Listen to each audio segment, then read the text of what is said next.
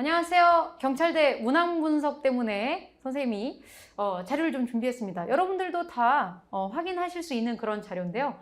정리를 좀 해드리고 싶었어요. 60분 동안 여러분들이 25문항을 푸는데 우리가 이제 예시문항이 주어져 있기 때문에 그 예시문항을 중심으로 여러분들이 판단을 좀 하실 수 있는데 문제를 한번 풀어보시면 4개의 유형으로 지금 시험이 출제가 되고 있습니다. 이 중에서 여러분들이 가장 높은 변별력을 고심껏 여러분들이 문제를 좀 변별력을 올리기 위해서 신경 써야 될 부분은 바로 이 추리 추론의 문항입니다. 이 부분에 대한 접근법이 교수님들마다 좀 다를 수 있는데 선생님은 국문과 출신으로서 여러분들이 논리학을 철학과 수준으로 공부하지 않고도 직관적인 독해를 통해서 문제를 풀어낼 수 있는 방법론을 제시를 해드리려고 합니다.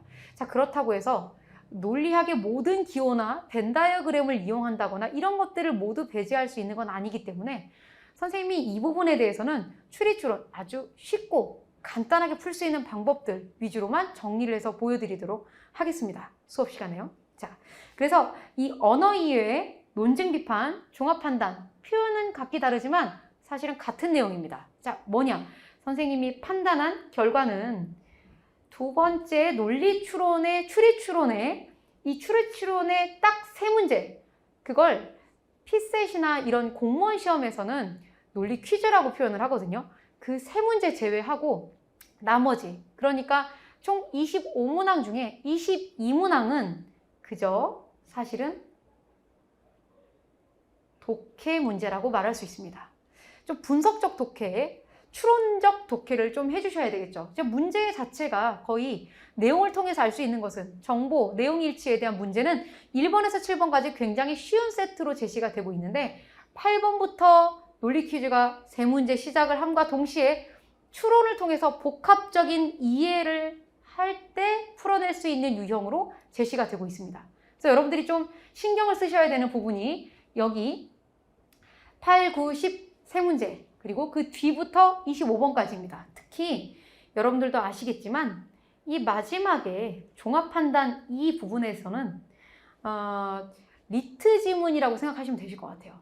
그래서 선생님이 느끼기에 개인적으로 이 앞에 있는 부분은 지금 기존의 피셋이라고 생각을 하시면 될 것 같아요. 이 앞에 있는 이 부분은 그래서 수업 시간에 이 피셋 5급과 7급의 문제를 중심으로 이행을 해 갈 건데 이 종합판단 부분은 여러분들이 그 리트 지문을 한번 보실 필요가 있습니다. 그래서 이 두 가지를 중심으로 충분히 경찰대 예시문제에서 제시된 바대로 준비를 하시면 언어이해는 충분히 여러분들이 쉽게 해결할 수 있는 그런 부분이라고 생각이 듭니다.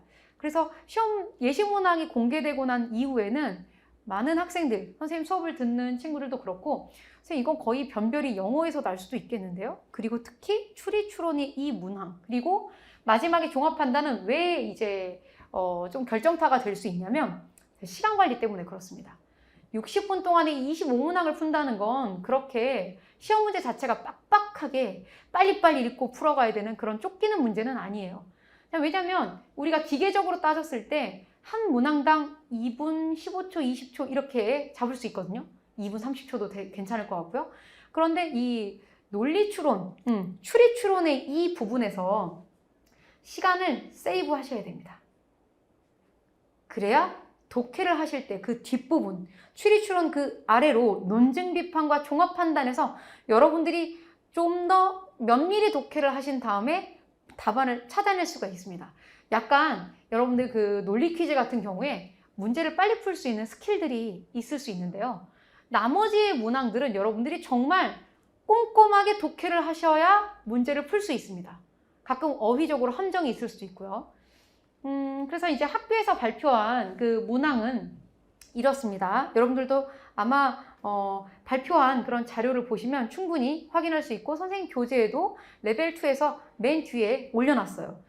여기서 선생님 방금 전에 말씀드렸던 굉장히 변별력이 요구가 되는 이 부분이 바로 8번, 9번, 10번 논리 퍼즐이라고 되어 있는데 피셋에서는 이걸 논리 퀴즈라고 부릅니다. 뭐 명칭은 상관없겠죠. 유형이 같으니까요. 그래서 이 부분을 제외한 나머지 부분은 전부 독해예요. 제가 보면 그렇습니다.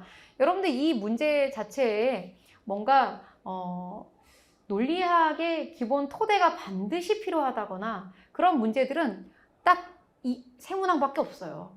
그래서 이 세문항을 어떻게 풀 것이냐. 그렇다고 우리가 시간이 없는데 논리학을 아주 막 깊이 기초부터 시작해서 쫙 배울 것이냐.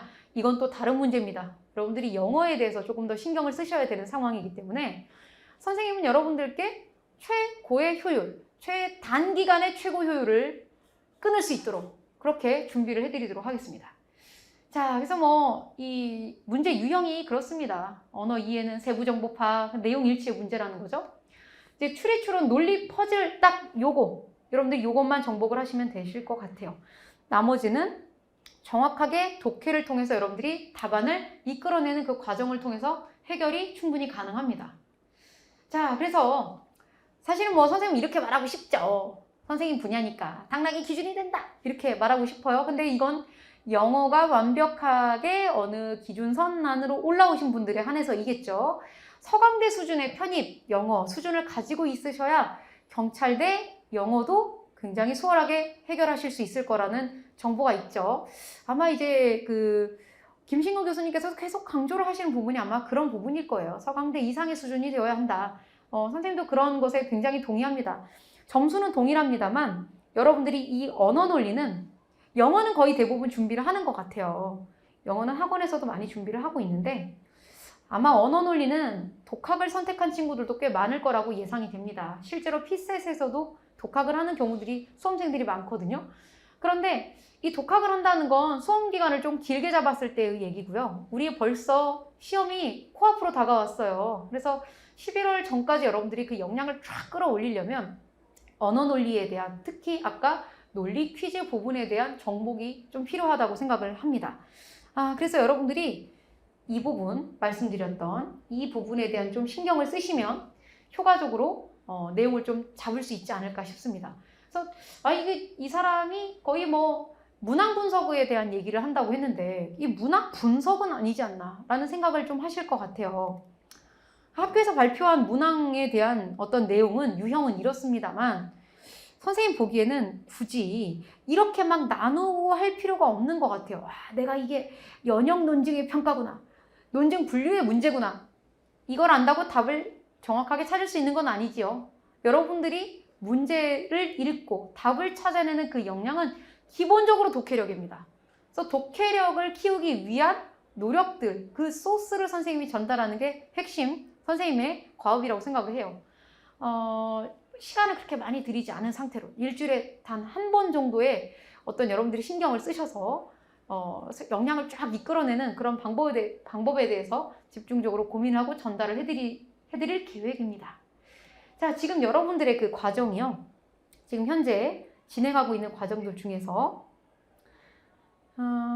진행되는 수업은 지금 2단계인데요.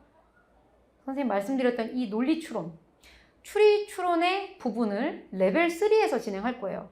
만약에 여러분들이 예시 문항을 풀어보셨는데 난 이거 너무 쉬웠던 것 같아 라고 인지가 되시는 분들은 독해 기초는 패스하고 바로 레벨 2부터 시작하셔도 괜찮습니다. 언어 이해 부분에서부터 7급 피셋의 문제와 5급 피셋의 문제를 다루어 볼 거예요.